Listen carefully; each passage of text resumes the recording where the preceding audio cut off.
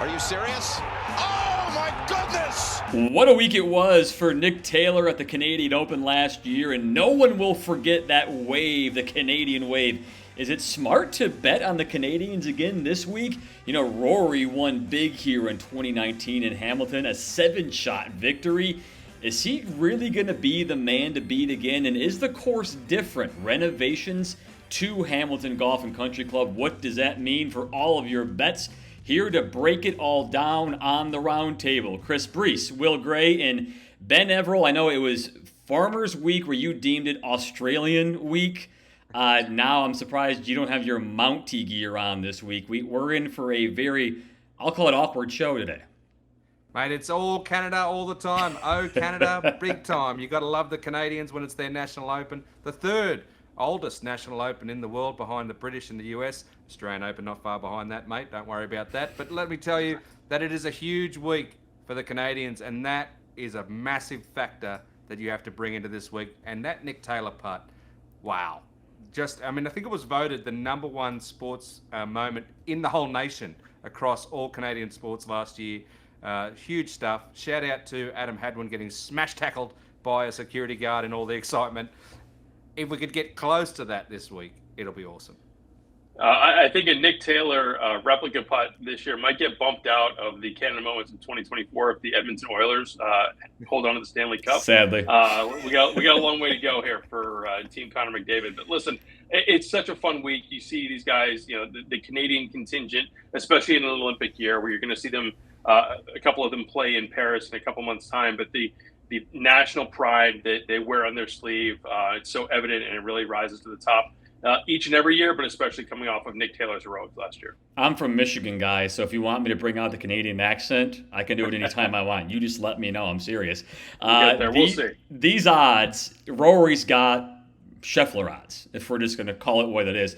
Plus 400 is exactly what Scotty has been for the last 2 months on the PGA Tour. And then after that's pretty interesting because Shane Lowry's a guy who really has self-admittedly struggled, and then all of a sudden the PGA Championship happened. Tommy Fleetwood's an unproven guy who hasn't won on the PGA Tour, came close last year this week. And Sahith Theegala, Will, this is a very different board than we've seen the rest of the year.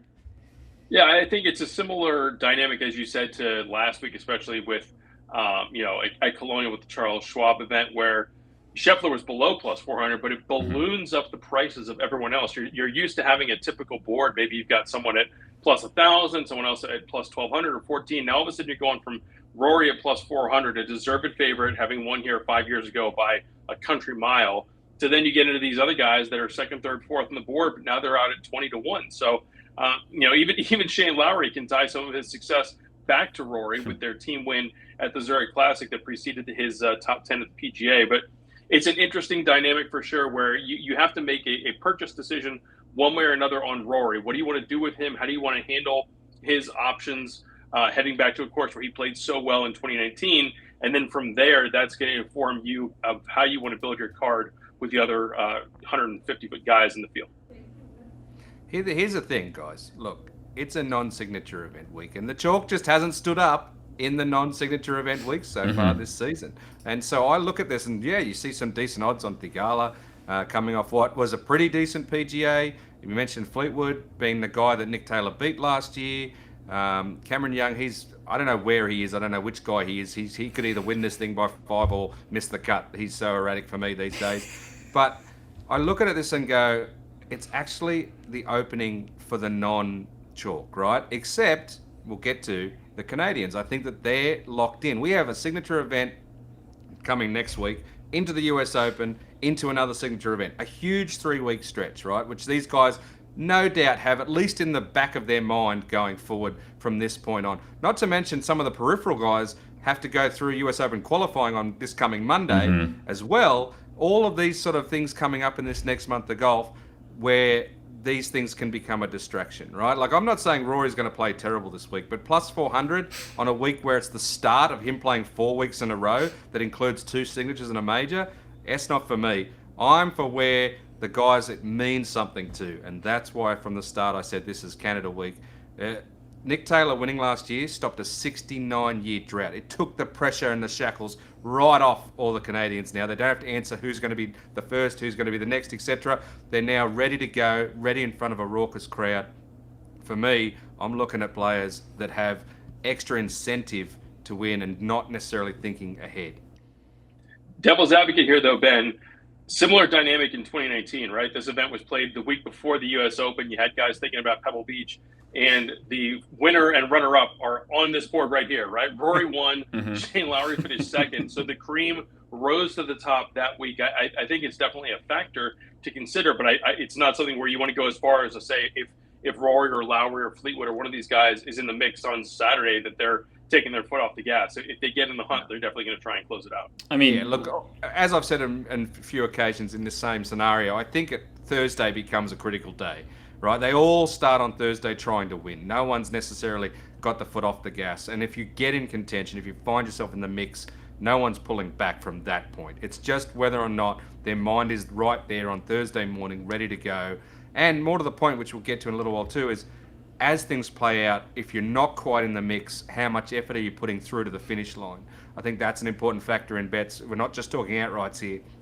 When you start talking head-to-heads and top place finishes, certain people will be fighting every shot. Others will be thinking ahead to the week after. So you do have to gauge that with your live betting and your live plays. And look, Rory, shot 61 here to win however many years ago, 5 years ago. That's just the type of thing he can do, right? Like, he can do that if he needs to step on the gas at some point. Whether or not, I would argue that back then he went out there with the mindset of, well, who cares, let's see what happens. And he just shot at everything, went wild at everything, and it came off that day. It's only a shot or a bounce here or there that those days can turn into 75s. I think he just had that mentality of, all right, let's just go into Pebble with a positive mindset that just turned into a victory for him. Let's start with that 7-shot victory in the restoration, whatever you want to call it, to the course, Will, and how different it plays, or really how similar it plays, because they're making a big deal about how different it is. But in terms of the type of player who's going to win here, how different really is this Hamilton course? There's certainly some differences to what you saw 5 years ago. They've thinned out a lot of the trees. They've reshaped some of the bunkers. They've added a little bit of length. I still think that it's an interesting course where there's a big focal point on off the tee, but not necessarily with driver. This was one of the lower percentage driver courses back in 2019. I think it was around 59 or 60% of players that actually used their driver on par fours and par fives. So it's very important that you shape the ball both ways. There's some dog legs. There's a lot of tight corners. I think of a place like Harbortown as another cozy confine sort of situation. So there's a definite emphasis on keeping the ball in play and positioning it well off the tee, but not necessarily a place where you have to hit it 310 like a Riviera or something like that, where you're going to be boxed out if you're not one of the bombers. It's interesting, Chris. I looked back at the 2019 stats and saw the top 5 on the leaderboard were also top 5 strokes gained putting. So I was like, oh, it must be a putting course, etc. But then I've spoken to two respected Canadian golf journalists this morning, Adam Stanley and John McCarthy, and both of them said an emphasis off the tee, like Will just said. Both of them said we need to get this ball in play and have good shots into the green. They're leaning to ball strikers this week ahead of putters, because they think that the changes have definitely skewed things that way. So obviously we'll have to wait and see till it's in practice. But I found that interesting that I said the people on the ground right there are echoing exactly what Will said. You better get off the tee. You don't need to necessarily bomb it with a driver. You just need to be in play and get your approach game set. So it's definitely interesting times ahead. And we'll get obviously they'll return here many times in the future too, once they've gotten through this week. So it'll be one of the ones that stays on the rotor for a while, I'd say. And this is your angle this week, Ben. How to ride the Canadian bet wave. I'm going to be here and I'm going to be the negative guy about this and say, are we really going to go all in on Canadian guys doing well this week? Is it because of Nick Taylor last year? Or is it more so of your thing of who wants to win this week as opposed to next week and the week after that? A little bit of both, mate, but the anomaly, as said, that hasn't been there in the past is that it's not just one big event coming after or before the Canadian Open, which is it has moved in and around majors, etc. before, but this is a big 3-week stretch coming up, and I think that is even a bigger deal when you're talking about guys who will be looking ahead after the first round shakes out, right? And I said the Canadians are there. This is their, whatever you want to call it, this is their Super Bowl. This is their biggest win. I talked to a few. Grey Cup. It's the Grey Cup. Chris had it right in the pre-show. It is a shandy off, major championships for them. This is it for them. So what does that mean? Okay, well, I'll go to Taylor. All right, everyone talks about that putt. No, I want to talk about something else. He was 4 over through 15 holes in the first round. 4 over through 15 holes in the first round. Any other player, generally speaking, is probably packing it in, thinking about next week.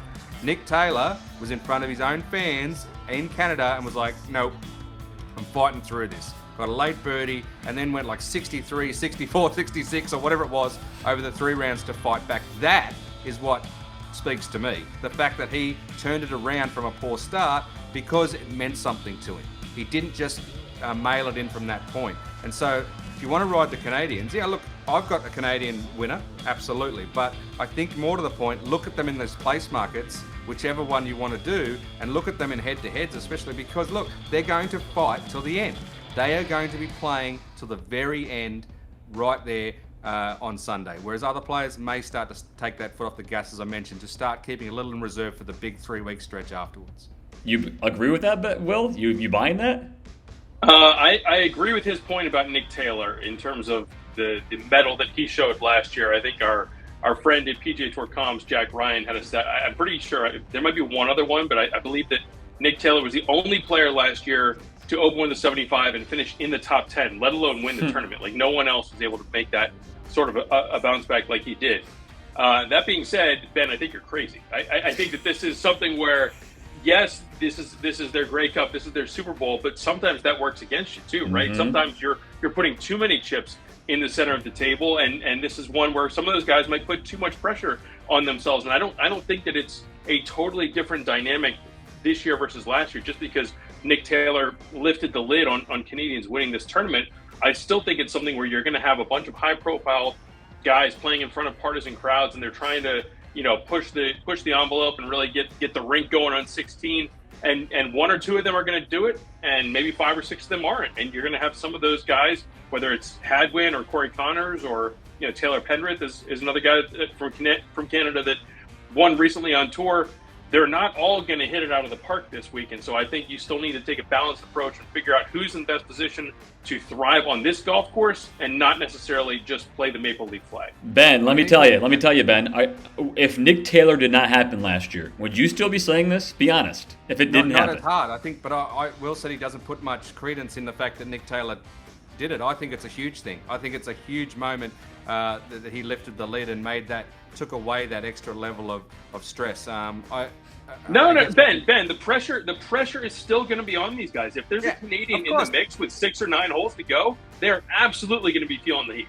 Let me add more pressure to the situation. Outside Taylor, the rest of those guys that you mentioned are all fighting for the second Olympic spot. They're all fighting each other for that spot. Let me add more. They're all trying to get on the President's Cup team that's going to be in Canada International. But I actually believe that this group of the core at the top are sitting there taking that pressure in and are going to do better than they have in the past. I just have this feeling that it's going to be Canada week. I love that. I love the fact that they'll fight till the end. Pressure is there, but they have the advantage this time. The advantage this time that others won't have as much gung-ho and hunger for it that they do. I'm going to ride it. I'm looking at these waves. I'm caught up in the moment. I love it. Come on, Canada. Get it done. All I know is I'm feeling nervous just thinking about all the pressure points that you just outlined. That's why you're not on tour. I'll go this way. And I don't know. This probably turns to your advantage too, Will. But there was a huge. Australia hadn't won the Masters in forever, never, ever, ever. And every year the pressure built and built and built. There was seconds, thirds. Adam Scott did it, and it lifted that pressure. But we haven't had another winner since. So maybe you have something there. I'll say that. They definitely takes the pressure off. I just think. As I said, I think that these guys are going to fight till the end, and so that's why I like head-to-head markets. And I'm talking about like not just the whole tournament, but round by round. Like if you can get a Canadian versus an American for Sunday's final round, and they're both starting at 30th, or 31st, I absolutely want the Canadian because he's going to put the hammer down at the end. I think there's just little spots like that you can look, and there will be too. There's 28 of them in the field, including 3 of the 4 Monday qualifiers got through that were Canadians. Someone of this long shot crew is going to be, in the top 25, 30 for the first few rounds, and people going, whoa, who's this guy? He might not necessarily stay there the whole time, but there'll be some value in top 40 markets for these type of guys as well, who'll ride the wave of playing in front of their home crowd. I do agree with the weekend head-to-head option where you get guys in a one-on-one market. Maybe they're off the beaten path from really contending in the tournament. I do think they're giving blind resume. I'll take the Canadian versus whoever he's playing with at 9:32 off the 10th tee for sure. A bunch of people just went to their app on PGA Tour and hit that star button to favorite all those Canadian players. Ben's best bet, top 10 for the record for the Tour website, was Mackenzie Hughes. Will, your best bet is a guy that really has been coming along lately. Yeah, where did this guy come from, right? I mean, Robert McIntyre, we remember him from last year coming so close to beating Rory McIlroy at the Scottish Open, and then he makes the Ryder Cup team, and then he kind of fell off the grid. And now all of a sudden he's coming back and has 3 top 15 finishes in his last 5 starts. And again, this is where I'm trying to work that course fit, thought process in with what sort of game plan works well with Hamilton. And he's strong off the tee, but not necessarily a bomber. He's able to plot his way around a course and is starting to heat up, especially on the greens. And so I think that, sitting here at plus 600 for a player of Robert McIntyre's caliber, I think that price might be a little elevated because he's maybe not a household name, playing still, balancing DP World Tour status with PGA Tour status, hasn't won over here, but certainly has the game to contend. We saw what he did a couple weeks ago at Valhalla at the PGA Championship. So I really like this price on a player who might be flying a little under the radar, but is definitely playing well over the last 4 or 5 weeks. Yeah, and that number is juicy. Yeah, that number is juicy. I mean, I'd probably end up being conservative and half that for a top 20, and still feel good. But that is definitely. That's going to be a game changer if Will gets that, Chris, in our expert picks. Yeah, it is. He's going to make a move. 6 units. I got to make some moves here, boys. I'm death riding you, Robert McIntyre, because that'll put me in last place. The reason why he's probably plus 600 is because he has 3 miscuts in his last 5 starts. But you're right. When he's playing well, he is up there. The PGA is one of those top finishes. The PGA, we're supposed to be bombers. We're supposed to be guys who, he was essentially the outlier there that was showing that his ball striking and finesse could get it done. So Will's right to think that, hey, this is a great number that might just come out of the blocks, if you will, on this golf course. For my best bet, I feel like Davis Thompson is a young, impressionable guy. And what I mean by impressionable, it means he's got a ton of talent, but he needs things to go his way for him to get to that next level and be a proven star on tour. And I think he has the chance to do that because lately he has been pretty good on tour. Plus 400 for a top 10 for Davis Thompson. I mean, he's got a T2 a couple weeks ago on a secondary event on the PGA Tour. A bunch of close top 25s in his last handful of weeks as well. Thompson has shown he's got that next level of his game, and he's just waiting for that 1 week where he can figure something out. And then I feel like he's one of those guys, Ben, that could be gangbusters and just be a star.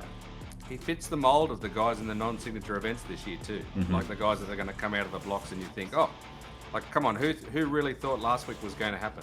Who really thought that on Sunday Scheffler wasn't going to take him down? Like these things happen, right? Like you've got Thompson here sitting in that same mold. I feel like, look, it's gonna pop at some point. Maybe I'd be waiting for more in the summer in some of these events between the 2 opens, but I won't be surprised if it happens this week.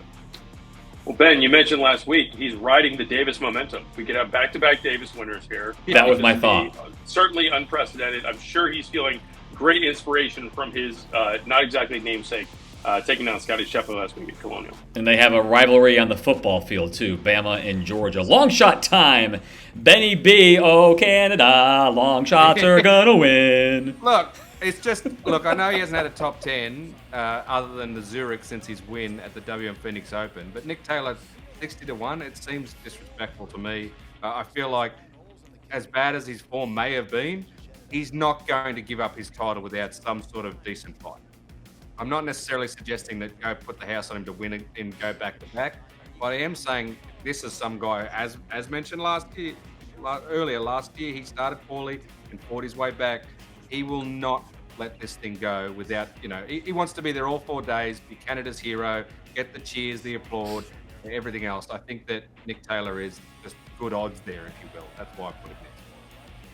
When we were out in Phoenix watching Nick Taylor win that tournament, you could have pushed me over with a feather if you'd have told me that he was going to qualify as a long shot for this week's event a couple months later. I mean, he was playing that well, and he has fallen off for sure. But I understand where you're coming from in terms of it being a value play. He's another one, you know, a different mold, but a similar thought process of a Robert McIntyre pick, where it's going to be feast or famine. I could see Nick Taylor missing this cut, but if he's in the top 10, he's definitely going to have more win equity than maybe some other people around him. You were reaching around looking for a long shot winner as well, Will, and it doesn't feel like this guy's that much of a long shot to me. He's been so good.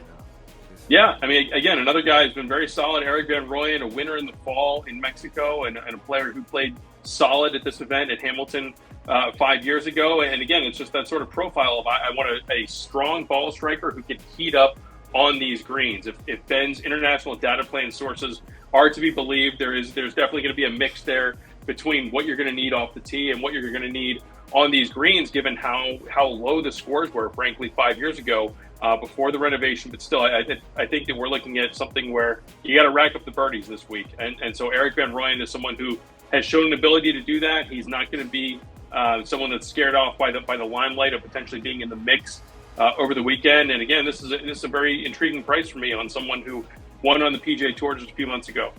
He had a rare poor putting week at Hamilton in 19, but I'm not holding that against him because, as I said, there's been a bit of a redo, there's been things, and I don't think that'll hold him back at all. I think that that's an anomaly for him more than anything else. So if he hits it like he did in 19 there and then adds his usual putting, absolutely becomes an option. My long shot is Doug Ghim, and this guy, I think to a T, fits that trend of, I forget which one of you just said this, that long shot one, I had no idea that was coming. That came out of nowhere. Doug Ghim winning would come absolutely out of nowhere because it's a name, a lack of a name, I should say, that people don't think about. Now, he hasn't been at the top of his game the last handful of weeks, but he did prove back in, I think, about February and March that he could do very well and be consistent on the golf course. I think 4 or 5 straight weeks where he was in a top 25 finishing position. So I think Doug Ghim absolutely has a chance to be one of those guys who could be a long shot. And I think his 80-1 odds look pretty good too. Yeah, I think I probably started backing Doug Ghim towards the end of that hot streak and cooled him off. So apologies to Doug, but no, it's definitely, he's a player that was on our short list for these sort of discussions. During the Florida swing and those springtime events, and you're right, maybe he's fallen a little bit off the radar, but he's someone where if he's in the mix, if you're looking at him on Sunday saying, where did this guy come from, how did he get here, and then all of a sudden you look back at his strokes gained profile and you look at his early season results, you're like, all right, maybe the breadcrumbs were there and we just didn't quite pick him up early enough. Yeah, he just needs 4 rounds instead of 3, or 2 or 3, and he's definitely capable. And you're right, I also started to believe, Will, right at the wrong end of that thing. So I think the two of us together just put the big gorilla on his back, and that was the end of Doug Ghim. But look, again, someone who, I think you're right, Chris. It's one of those ones where you go after the fact and go, how did we miss that if he does flop? So it's good for you for throwing him out there. Pick a winter time in our home and native land. Oh, Canada. We've got Corey Connors on the board. You really like the way he's been playing? Really? Look, no. Sell me on this. I don't get it. I just think that Corey Connors fits again, you want to talk the course? You want to talk what's possible of the top Canadian guys? I'm going to stick with my Canadian theme. I'm going to ride it to the death. I'm going to make them all miss the cut, no doubt. Yep. But anyway, we're going to go from Corey Connors as the best ball striker of the lot. And I think that too, as I said, the Olympic thing's important for Corey as well. Like he wants to get up there and make sure that spot's his. He's trying to get over the top of Hadwin, I think. Adam Hadwin lost his clubs. We didn't mention that earlier. One of the reasons I pulled him off essentially being the top 10 option for me. He's still chasing his clubs down. I'm sure he'll get them before game time, but just that little thing is enough for me to swing back towards Connors. 2-time winner on the tour. I know both in Texas, but also talking to my Canadian friends. They said of all the guys that felt the pressure in the past, Connors was the one that felt it maybe the most. He felt that, that he should have done better, that he should have been the guy. but they've seen a shift in his thinking. Speaking to him the last few weeks, they feel like he of anyone else is the one that is not so worried about it anymore now that it's been done. It's almost like under the radar, Corey Connors. He hasn't been playing that well, but he brought his game around a little bit at the PGA. Again, when he gets his ball striking on song, there's not many much better out there on tour. So I think that Connors is the most likely of these Canadian boys to get the job done. See, I think I've figured out the Ben Everill game plan here. If you back 8 different Canadians, one of them is assured to pop and give you something to crow about. The rods go down. Listen, I mean, Corey Connors is playing solid, right? 3 straight finishes of T26 or better. It's not like the guy has been off the grid. He's one of the best ball strikers on tour, as you said, when he is on song. It's still, for me, going back to 2019 and seeing that there was a bit of an emphasis on putting, that gives me pause for concern when it comes to backing Corey Connors in an outright market. And I still think, he's going to feel that heat if he is in the mix, even though Nick Taylor did break the streak last year. But I definitely understand where you're coming from with that. He's not necessarily known as chalk. Will, your winner is known as chalk, and this might be the best guy in the field right now. I like your endorsement, Chris. Let's roll with it. Listen, again, we're looking at course comp stuff, and we're talking about a course that's going to have cozy confines, tight fairways, importance on placement off the tee. If you have won at Silverado, if you finished second at Harbour Town a couple weeks ago, you have my attention, and that's what we've got with Sahith Theegala here, who continues to kind of pop up there in the wake of getting that breakthrough win last fall in wine country, and now he's in a situation where he's 3rd or 4th on the board at plus 2,000, and I think it's understandable. He did not play in that 2019 event the last time it was at Hamilton, so he doesn't have the course comp, and maybe that's okay because the course has changed a little bit since that event 5 years ago. But everything about how he sets up his game strategically and where his strong points are from a strokes gain perspective make me feel like he's in position for a really big week, coming in off a T12 finish in his last start. Full disclosure, if I wasn't riding the Canadian train, I really like Theegala. Agreed. Right, like if I wasn't riding the Canadian train all the way, I hate to admit it, but this is where I would be going. Again, I'm looking at the PGA, the 3 rounds of the PGA where he was able to do what he did, being somewhat under the weather. He was sick with some flu-like sort of symptoms and allergy issues, and he'd also popped a rib not long before that at one of the events earlier that he was still getting some treatment for. I think the last few weeks, he would have taken some time, got back into full health, and really nursed his way back in. And I think that Theegala is really building to something special. Yeah, right? We've talked about how we might get another first-time major winner. He's high on my list for that guy who could be that guy. Yeah, I think he could potentially do something if he dials in his driver and gets it accurate at Pinehurst. I think he could even surprise there. So I really like this kid going forward. I wanted to see him win. I thought he was a great long shot at Augusta, and I think going forward he will be always a chance at Augusta as well. So if you want me to be fully honest and take the Canadian flag and hat off, Theegala is a great option. And you get a little bit, as I said, he is the second best player in this field to me behind Rory, and you're getting decent money because Rory is so low. And I'm not convinced that Rory's going to play that well. I'm not that well as well. I feel like Rory's going to treat this week as almost a feeler into the next 4 weeks. So with that in mind, I think he becomes a great option. My winner is going to go one of 2 ways. He's going to show that he's peaked. He's played way too good. Alex Noren for way too long. I'm an advocate of the guys in their 40s not playing so well for so long. That could happen. Or, my pick, or he does well, continues to do well, and he has been gangbusters, guys. I mean, he has been so solid. Look at all of these finishes the last 5 starts. I think he has 8 straight top 25s. I might need to go back and look at what Rob Bolton said in Power Rankings, but Alex Noren has been so good. Over the age of 40, he's showing it, and I'm going to hope and bank on the fact that he is knocking on the door. He's not already peaked and going down. He's knocking on the door and finally going to figure out how to get a win on the PGA Tour. He's going to ring that Ring doorbell, and people are going to look at it and they'll see him on the camera and go, "Oh, yeah, how you going, mate? No, we can just deal with this from here. Keep him at top 10, stand on the doorstep, not go through the door." Probably. That's what I'll say about Alex Noren. He's the type that, you just talk through the camera. You don't actually let him in. You just keep him there, have a little chat. I think that, look, I would love to see him win, to be honest. I think that he deserves it on his resume. If that sounds right. He's done so many great things over his entire career, so it'd be good for him to get a PGA Tour victory. I just think he's more likely to be top 5, top 10 option the weeks he plays well. Listen, as someone who has backed Cameron Young a few too many times this year, I don't really have a leg to stand on, but I will say it is absolutely courageous of you to try and pinpoint the week that Alex Noren turns, a mile-long stretch of top 10s and top 20s into a victory in the PGA Tour. I went on the Cameron Young blacklist because of you, Will, and we all know it's going to end up being like Xander when he won the PGA Championship, who is off your blacklist now, I hear.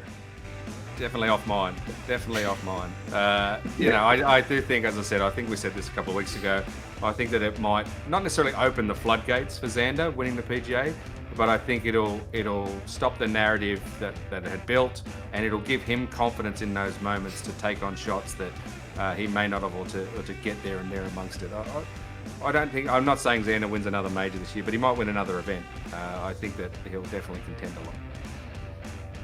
Mark it down, Chris. If a Canadian wins this week, Ben's singing "O Canada" on next week's roundtable. Yes, and we will make him dress as a Mountie. We will find an outfit on Amazon or wherever, and Ben will be singing the songs of the Great White North.